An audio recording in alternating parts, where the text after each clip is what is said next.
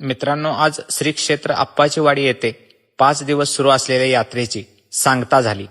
या सोहळ्यासाठी महाराष्ट्रातील कित्येक ठिकाणातून लाखो भाविक यात्रेसाठी उपस्थित राहिले.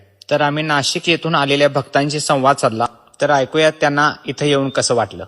नमस्कार. कुठनं आलाय? नाशिकहून आलोय. हा, मग कायम येत आहे का इकडे आप्पाच्या वाडीला? आप्पाच्या वाडीला आता आलोय. त्याच्या आधी जे आहे हा. ते, याला जाऊन आलो. कुठे? कर्नाटक बॉर्डरला, विजापूर जवळ. विजापूर. हा तिथे जाऊन आलेलो आहे. हा. बाकी कानिफ नाथांच्या ठिकाणी, नाथांच्या बऱ्याच ठिकाणी जाणं होतं. हा नाथांची आज्ञा असेल त्यावेळेस जिथे प्रेरणा होती तिथे जातो. यावर्षी आलोय आता, येणार हा, आता हा. येणारच. कसं वाटलं तुम्हाला इकडे? छान एकदम सुंदर आहे.